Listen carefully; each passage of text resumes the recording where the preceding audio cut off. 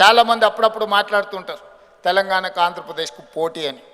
నేను ఒక మాట చెప్పదలుచుకున్న, తెలంగాణ ఆంధ్రప్రదేశ్ కలిసి ప్రపంచ దేశాలతోనే పోటీ పడే విధంగా అభివృద్ధి చెందాలి. ఈరోజు మనకు మనం పోటీ కాదు, మనం ప్రపంచంతో పోటీ పడే స్థాయికి మనం ఎదిగినము. మన ఆలోచన విధానంలోనే మనం మార్పులు తీసుకొని రావాల్సిన అవసరం ఉన్నది. దానికి అవసరమైన ప్రణాళికలు రచించుకోవాల్సిన అవసరం ఉన్నది. విడిపోయి పోటీ పడే కంటే కలిసి ఉండి అభివృద్ధి పదం వైపు నడుస్తే ఖచ్చితంగా ప్రపంచానికే ఆదర్శంగా ఈ రెండు రాష్ట్రాలు రాణిస్తాయని, ఏవైనా సమస్యలు ఉన్నా పరిష్కరించుకుందాం, కూర్చుందాం, మాట్లాడుకుందాం. దేశాల మధ్యలో యుద్ధాలు జరిగినప్పుడు కూడా చర్చలతో పరిష్కారం అవుతున్నప్పుడు ఇరు రాష్ట్రాల మధ్యలో ఉన్న సమస్యలు పరిష్కరించుకోవడానికి చర్చలు దారి చూపవా? ఈ ఆలోచన మనం చేయాల్సిన విజ్ఞత మనకు లేదా అని చెప్పి నేను ఈ సందర్భంగా మీ అందరి ముందు చెప్పదలుచుకున్నా.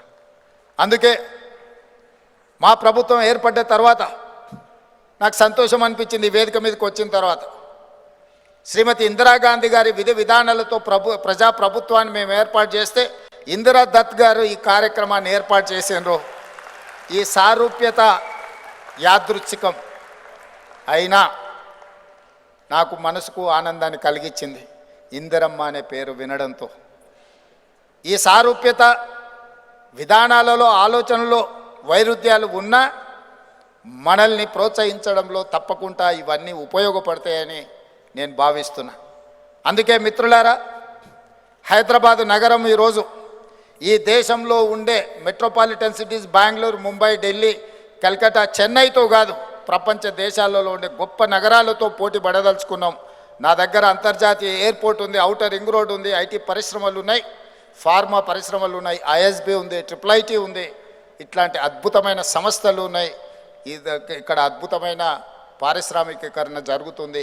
వీటన్నిటినీ ఇంకా ముందుకు తీసుకువెళ్ళడానికి అవసరమైన ప్రణాళికలు మా దగ్గర సిద్ధంగా ఉన్నాయి.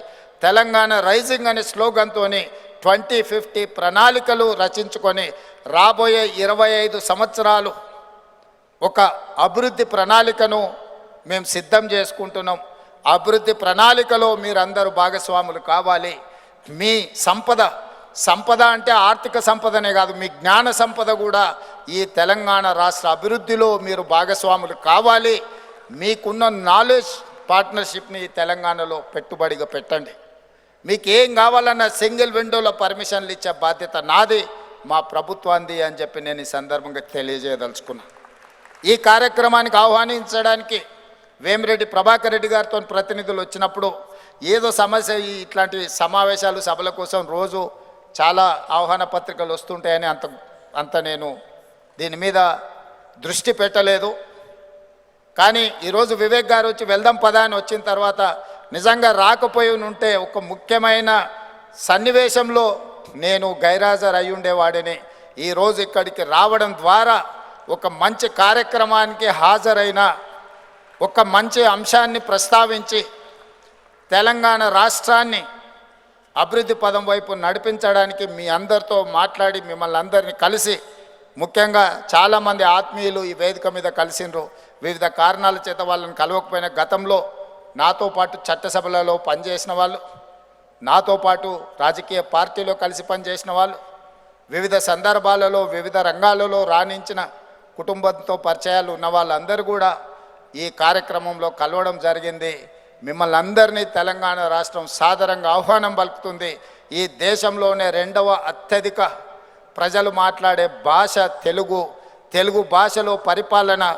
ఆ మధ్య నేను రైతు రుణమాఫీ కార్యక్రమాన్ని తీసుకున్నప్పుడు జీవో 100% తెలుగులో ఉండాలి, 100% తెలంగాణ రైతాంగం తెలుగులో మాట్లాడతారు, వాళ్ళకు అర్థమయ్యే సరళమైన భాషలో జీవో ఉండాలి, ప్రభుత్వం యొక్క ఆదేశాలు ఉండాలి అని ఈ మధ్యకాలంలో వీలైనంత మేరకు మా ప్రభుత్వం ఇచ్చే ఆదేశాలను తెలుగులోనే ఇవ్వడానికి ప్రయత్నం చేస్తున్నాం.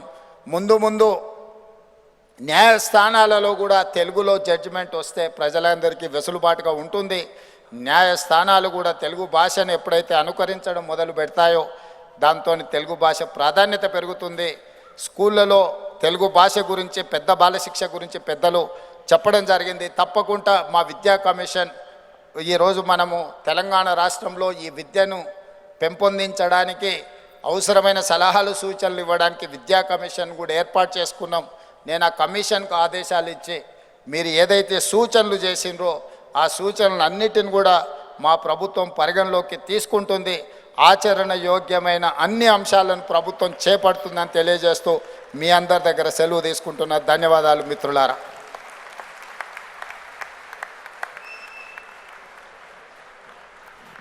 Thank you sir, thank you very very much.